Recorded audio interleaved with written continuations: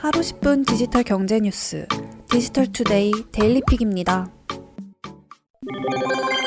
아마존 창업자 제프 베조스가 우주 여행에 성공했습니다. 제프 베조스가 설립한 민간 우주기업 블루 오리진이 첫 우주 여행을 무사히 마쳤습니다. 블루 오리진이 개발한 뉴 셰퍼드 우주선은 고도 100km 상공에서 약 10분간 무중력 상태를 즐긴 후 지구로 무사히 귀환하는 데 성공했습니다. 제프 베조스와 동행한 우주인은 자신의 동생 마크 베조스와 82세의 할머니 월리 펑크, 18세의 네덜란드 청년 올리버 데이먼입니다. 특히 월리 펑크는 1960년대 나사의 머큐리 우주 계획에 선발된 예비 우주 비행사였습니다. 하지만 여자여서 우주로 가는 꿈을 이루지 못했는데 이번에 꿈을 이루었습니다. 블루 오리진의 이번 여행은 최고령과 최연소 승객이 함께해 특별한 조건 없이 누구나 우주 관광에 참여할 수 있다는 사실이 증명됐습니다. 지난 11일 리처드 브랜슨의 버진 갤럭틱이 발사한 최초의 민간 우주 여행에 이어 9일 만에 두 번째 우주 여행이 성공함에 따라 민간 우주 관광 시대가 활짝 열렸습니다. 오는 9월에는 일론 머스크의 스페이스X도 우주 관광 여행을 시작할 예정입니다.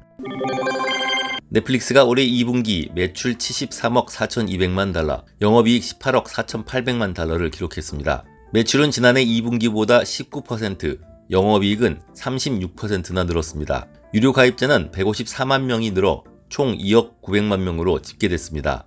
2분기 가입자가 119만 명 늘 것이라는 시장의 전망치를 넘어섰습니다. 하지만 3분기 전망에 대해서는 다소 어둡게 봤습니다. 3분기 시장은 540만 명의 가입자가 늘어날 것으로 예상했지만 넷플릭스는 350만 명 수준으로 전망했습니다. 주당 순이익은 2.97달러로 시장 전망치인 3.16달러에 못 미쳤습니다.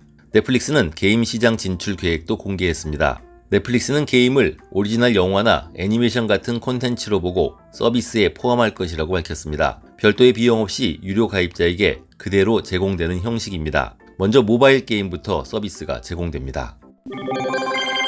정부가 10기가 인터넷 속도 저하 논란을 일으킨 KT에 5억 원의 과징금을 부과했습니다.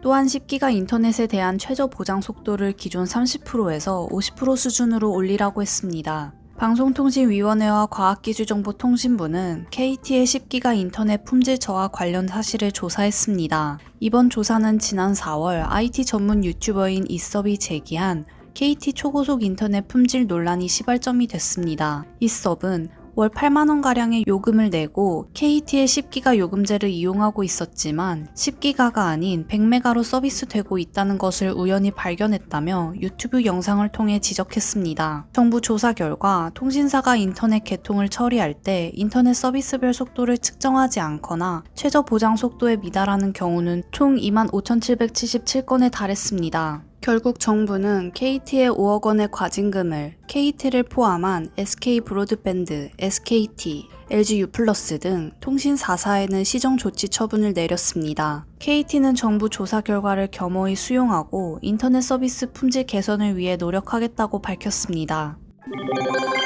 네이버가 CJ 대한통운과 함께 빠른 배송 서비스를 전국에 제공합니다. 양사는 네이버 스토어 판매자를 중심으로 풀필먼트 센터를 확대하고 물류 인프라를 강화해 다양한 배송 체계를 구축하기로 했습니다. 풀필먼트 센터는 주문이 들어온 상품을 찾아서 포장, 라벨링, 배송까지 모든 활동을 수행하는 센터입니다. 지난 2006년 아마존이 처음 선보였습니다. 양사는 기존의 곤지암, 군포, 용인 풀필먼트 센터에 이어 추가로 20만 평 규모의 풀필먼트 센터를 설립할 예정입니다. 현재 네이버 브랜드 스토어에서 제공하는 이길 배송 서비스가 내년부터 46만 스마트 스토어로 확대됩니다. 특히 생필품, 신선식품 등 빠른 배송이 필요한 상품들은 당일 배송과 새벽 배송도 가능할 수 있도록 인프라를 갖출 계획입니다. 또 친환경 스마트 포장도 도입합니다. 네이버 스마트 스토어 상품의 모든 포장재와 플라스틱 자재를 종이로 바꿔 친환경 효과를 높이기로 했습니다.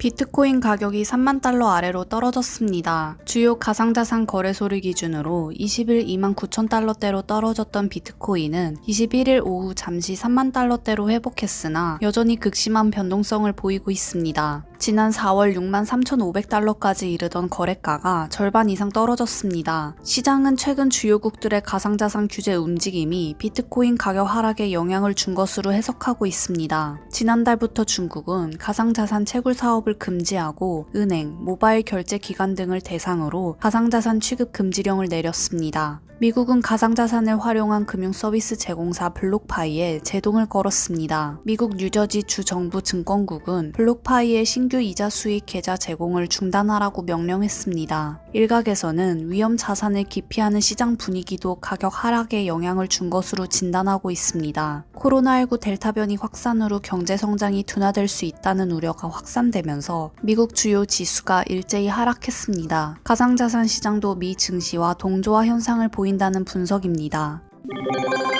오는 9월 정상근무 체제로 전환하려던 애플이 델타 변이 확산으로 한 달 늦추기로 했습니다. 블룸버그는 애플이 9월로 예정된 사무실 복귀 일정을 최소 한 달간 연기하기로 했다고 보도했습니다. 빨라야 10월 이후 정상근무 체제로 전환한다는 얘기입니다. 일정 연기의 배경은 미국을 포함해 다수 국가에서 코로나19 델타 변이가 빠르게 확산되고 있기 때문입니다. 애플은 오는 9월부터 단계적으로 정상근무 체제로 전환하려 했습니다. 먼저 주 3일 출근제를 시행한 후 차츰 주 5일제로 확대하려 했습니다. 재택근무를 희망하는 일부 직원들의 반발에도 팀쿡 CEO는 강한 의지로 정상근무 체제 전환을 추진했습니다. 하지만 델타 변이 확산이 발목을 잡았습니다. 한편 구글과 페이스북은 내년 상반기까지 재택근무를 연장하기로 했습니다.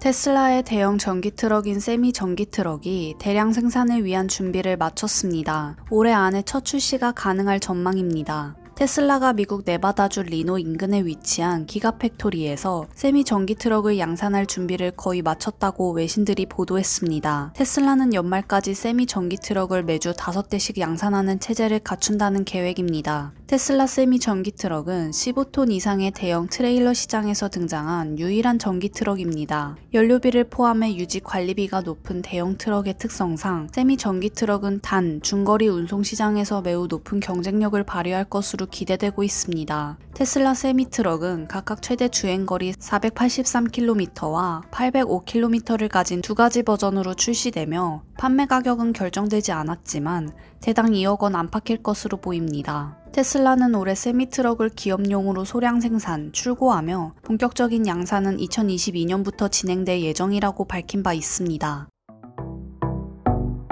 행복한 하루 디지털투데이였습니다.